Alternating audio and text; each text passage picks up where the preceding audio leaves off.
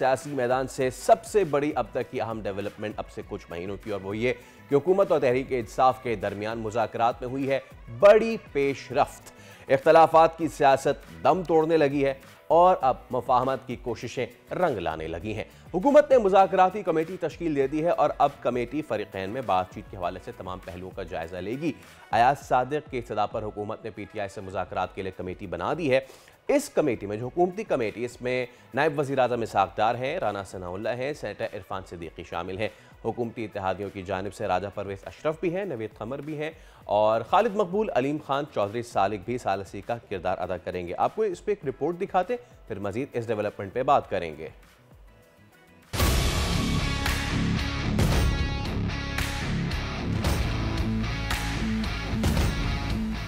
Speaker कौमी assembly Ayaz Sadiq की कावशें रंग ले आई। हुकूमत और PTI के दरमियान सियासी राबिता बहाल। अयाज सादिक दोनों को एक दूसरे के करीब ले आए। कौमी असम्बली सेक्रेटेरिएट ने आज के इजलास का बाकायदा नोटिस जारी कर दिया। स्पीकर कौमी assembly Ayaz Sadiq in camera इजलास की सदारत करेंगे। इजलास दिन 11:30 बजे पार्लियामेंट हाउस के कमेटी रूम नंबर 5 में होगा। हुकूमत और अपोजिशन कमेटियों के अरकान को भी नोटिस के जरिए आगाह कर दिया गया। अयाज सादिक ने अपोजिशन से मुज़ाकरात के लिए वज़ीर आज़म की कमेटी बनाने का खैर मकदम किया। चलिए इस पे बात कर लेते हैं। Senator lieutenant general Abdul Qayyum साहब, सीनियर रहनुमा मुस्लिम लीग नून, आज हमारे साथ मौजूद हैं। जनरल साहब अस्सलाम वालेकुम, गुड मॉर्निंग टू यू। बहुत शुक्रिया आपके वक्त का sir. I hope you are doing good, you are doing fine. वालेकुम अस्सलाम, थैंक यू वेरी मच। और इससे बेहतर तो कोई हफ्ता नहीं हो सकता आगाज़ में कि हम we are finally talking about मुज़ाकरात नाउ। तो इस डेवलपमेंट को सबसे पहले तो ये बताइए कैसे देखते हैं कि जब PTI हुकूमत मुज़ाकरात होने जा रहे हैं। देखें, ये ऑफ कोर्स ये बहुत खुशाइंद है, लेकिन पॉइंट ये है कि हम कितना नुकसान कर चुके हैं।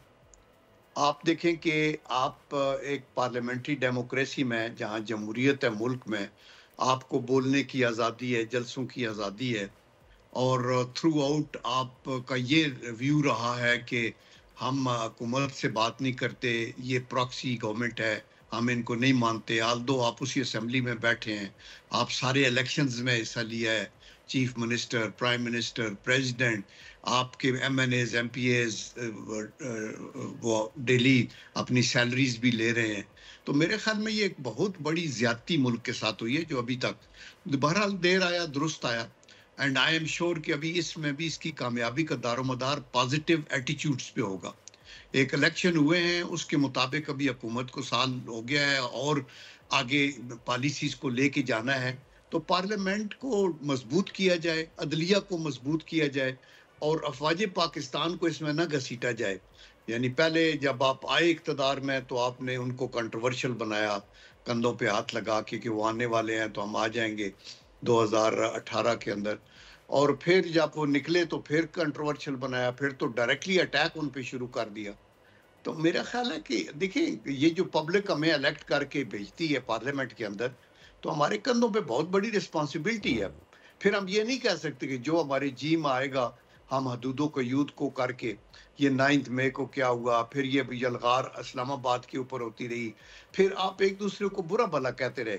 चलो पॉलिटिकल एरेना में again below the belt hit नहीं करना चाहिए, लेकिन ये तो कभी भी नहीं हुआ कि अफवाज पाकिस्तान की क़यादत के ऊपर और फौज के अदारे के ऊपर एक नफरत, और फिर इन alliance with the foreign powers. आप ये देखें कि ये जो नैरेटिव्स बाहर से बन के आते हैं, ये तो फौज के खिलाफ हैं। अभी आप देखें, अमेरिका ने कहा मिसाइल्स जो है बना रहे हैं। अभी ये हैरान कौन बात है कि पाकिस्तान का मिसाइल अमेरिका को फतह करने के लिए क्यों जाएगा? हमारा अमेरिका से क्या डिफरेंस है? हम तो मतलब सुपर पावर है, हमारे उनके साथ रोलर कोस्टर ताल्लुकात तो रहे हैं, तो वो करते हैं। इसी तरह अभी ये जो 9 मई वालों को ट्रायल हुआ है, उसके ऊपर भी बार लॉबिंग हो रही है, और यही तहरीक इंसाफ के लोग कर रहे हैं। IMF के को कहा कि इनको ना दो। अभी अब अगर अब GSP+ के मसले पे कोई चीज़ बनती है तो मसाइल होता है। यूरोपियन यूनियन का आज भी बयान आया कि जी not in line with international obligations. The point is के is it in line with international obligations when America has made Guantanamo Bay?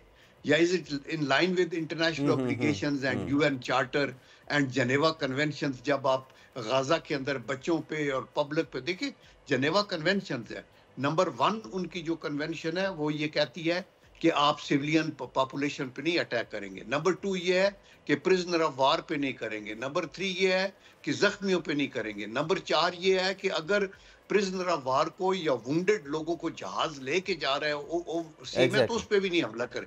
आप ये देखिए, तो ये what is in line with international obligation. We know it because हमारी शहादतें हो रही हैं और हम अपने हालात को हम समझते हैं अच्छी तरीके से। तो मेरे ख्याल में अपोजिशन को भी इसको समझना बिल्कुल चाहिए, समझना और चाहिए। और मेरा अगला करके। सवाल कयूम साहब यही है कि ये बताइए कि अब ये जो मुज़ाकरात फाइनली होने जा रहे हैं, पीटीआई क्या नुकात रख रही है, हुकूमत क्या बात रख रही है, कुछ अंदर की खबर तो देना हमें। देखिए, मैं तो ये समझता हूँ ऑनेस्टली, पीटीआई का क्या मौक़िफ़ होगा ये अनप्रेडिक्टेबल है, और क्या वो जो अंदर मौक़िफ़ अख्तियार करेंगे या किसी नतीजे पे पहुंचेंगे तो इमरान खान साहब उसको सपोर्ट करेंगे, ये अगेन डाउटफुल है। बिकॉज पास्ट हिस्ट्री पे आप जाते हैं ना, अगर आपने बाअख्तियार कमेटी बनाई है तो उनको अंदर सर जोड़ के बैठना चाहिए, अपनी ज़रूर जो उनके तहफ़्फ़ुज़ात हैं वो उनको सामने लेके आएं, गवर्नमेंट उनको गौर से सुने और ये देखे कि कहाँ उनको रिलीफ दी जा सकती है और वो ज़रूर दे, और ये देखे कि किसी से नाइंसाफ़ी ना हो।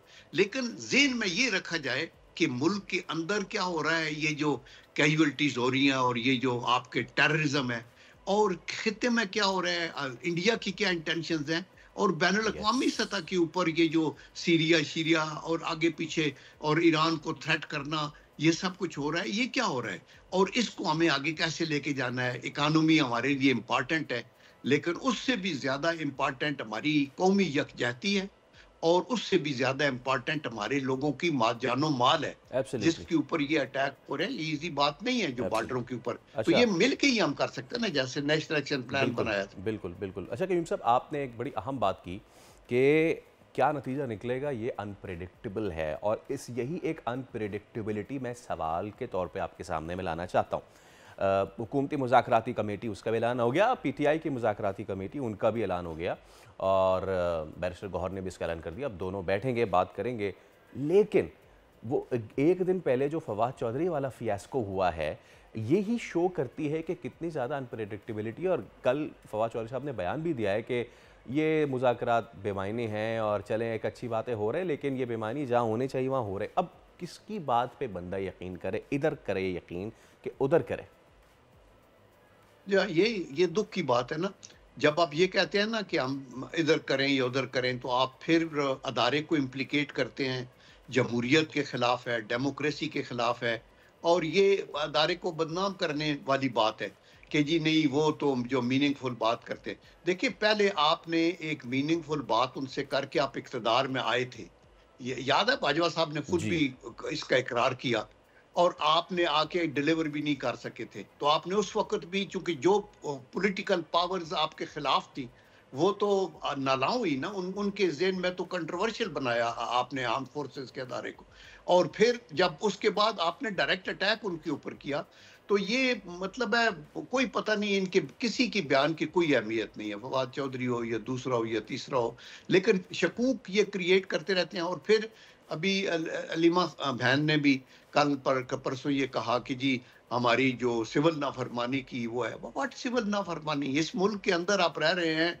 आप इस मुल्क को आगे लेके जाना है। सिविल नाफरमानी पहली आपकी कान पे क्या हुआ और अभी क्या होगा?